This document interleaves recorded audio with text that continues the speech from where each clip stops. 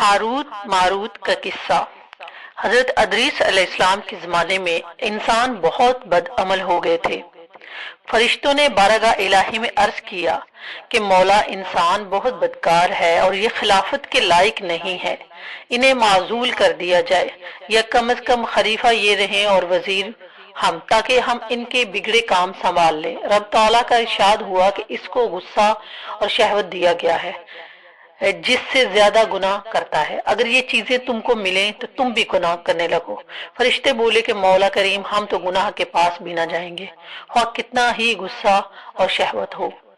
حکم ربی ہوا کہ اچھا، تم اپنی جماعت میں سے اعلیٰ درجہ کے پرہیزگار فرشتے چھانٹ لو، ان کو غصہ اور شہوت دے دیتے ہیں، پھر امتحان ہو جائے گا۔ چنانچہ ہاروت اور ماروت، جو بڑے ہی عبادت گزار فرشتے تھے، انتخاب میں آ گئے۔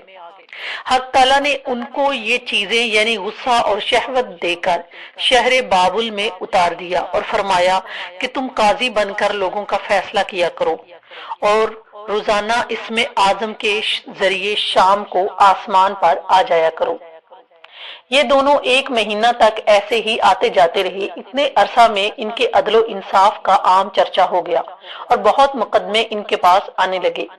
ایک روز ایک نہایت حسین و جمیل عورت نے، جس کا نام زہرا تھا، یہ ملک فارس کی رہنے والی تھی، اس نے اپنے خامد کے خلاف مقدمہ دائر کیا۔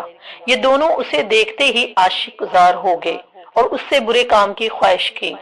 اس نے کہا، میرا دین کچھ اور ہے اور تمہارا دین کچھ اور ہے، اور اختلاف ہوتے ہوئے یہ نہیں ہو سکتا۔ نیز میرا شوہر بہت غیرت مند ہے، اگر اسے خبر لگ گئی تو مجھے قتل کر دے گا، لہٰذا پہلے تو آپ میرے بت کو سجدہ کرو اور پھر میرے شوہر کو قتل کرو، پھر میں تمہاری اور تم میرے۔ انہوں نے انکار کر دیا، وہ چلی گئی، مگر ان کے دل میں اس کے عشق کی آگ بھڑک گئی۔ آخر اسے پیغام بھیجا کہ ہم تیرے گھر آنا چاہتے ہیں۔ سر آنکھوں پر یہ دونوں اس کے گھر پہنچ گئے۔ اس نے اپنے آپ کو آراستہ کیا اور ان سے بولی کہ یا تو آپ لوگ مجھے اس میں اعظم سکھا دیں، یا بت کو سجدہ کریں، یا شوہر کو قتل کریں، یا شراب پی لیں۔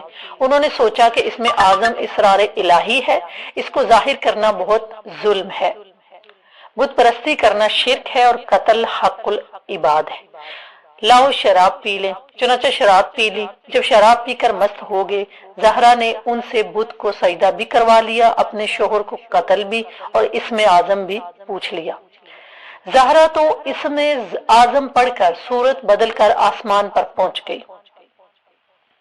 حق تعالیٰ نے اس کی روح کو زہرا ستارہ سے منتقل کیا اور اس کی شکل زہرا ستارہ کی طرح ہو گئی۔